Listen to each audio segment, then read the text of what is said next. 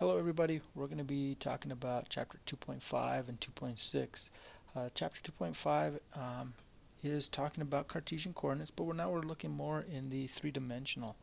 Um, so when we're looking at three-dimensional, sometimes the right hand thumb rule helps out a lot. So if you would put your hand in a fist and then put your thumb up, the thumb going up is the direction of the z-axis, and as you close your hand, that is going from positive x to positive y. So those would be your direction that we look at. So when you're looking at your direction, that denotes by I, j, and k. Again, the I is your x direction, your j is your y direction, and your k is your z direction. So if we look at the figure I have here, and we draw some additional lines to help us see what we're doing, see how straight I can get these.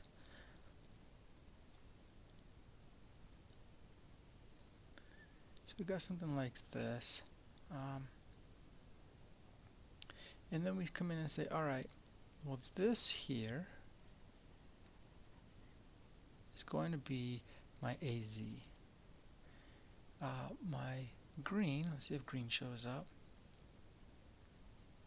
Green here would be my AY, because you know there's Y, there's Z, and X is down here. And then we can use a pink to show my AX. So if I were to draw a line, we'll put in red and we'll put it right here. So this line, we could call this A prime.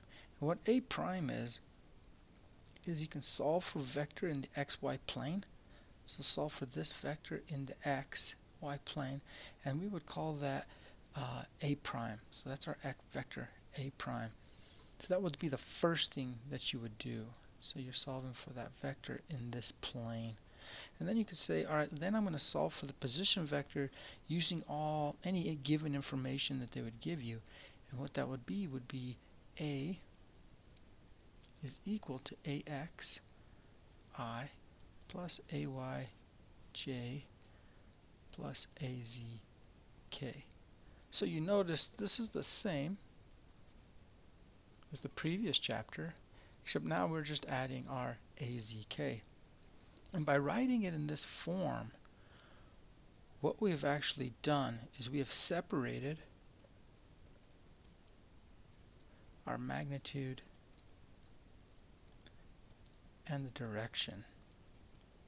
And we do this in order to help us solve for different computations that we're going to actually have to do. So I'm going to turn this off and come back here.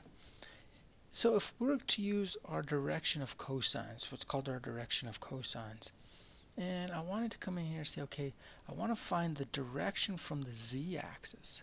So I would say the direction from the z-axis here, we call this alpha.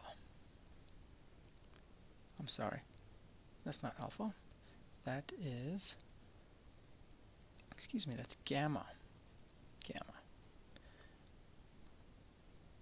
Our angle from the x-axis here, that's going to be our alpha. And then our direction from the y-axis would actually be our beta. And the equations for those are very simple. We would say that cosine alpha is AX over the magnitude of A. So whatever our component was for AX over A. Cosine of beta would just be AY over the magnitude of A. So once we find the magnitude of A, we can find our cosines. And then we have cosine of gamma, which is going to be AZ over A.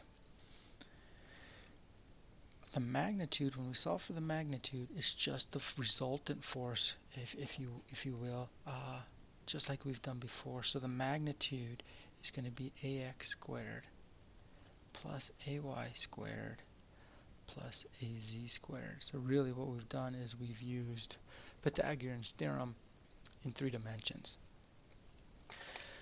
So what I'm going to do now is I'm going to go ahead and close this video, and we're going to go ahead and do an example on the next video.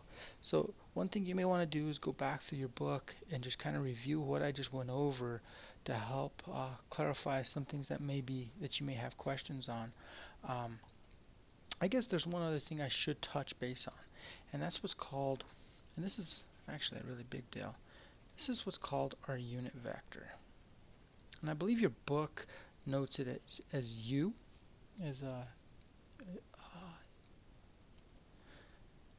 I denote it a lot of times as E for the unit vector.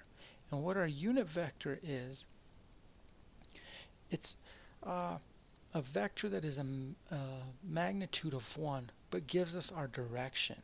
Really was what we're looking for, is our direction. So our unit vector is going to be the actual AX plus AY plus AZ all over the magnitude of A. So really what this comes down to be is you have your X component divided by the magnitude of A plus your Y component divided by the magnitude of A plus the magnitude of A. So if you had numbers, you would come in here, you would compute your vector, your unit vector, and just for example, it could be something like 0.138I plus 0.93J plus 0.768K. I'm sorry, that's not J, that is K. Okay, so we're going to do an example in the next video, and if you have any questions, please shout out. Thanks.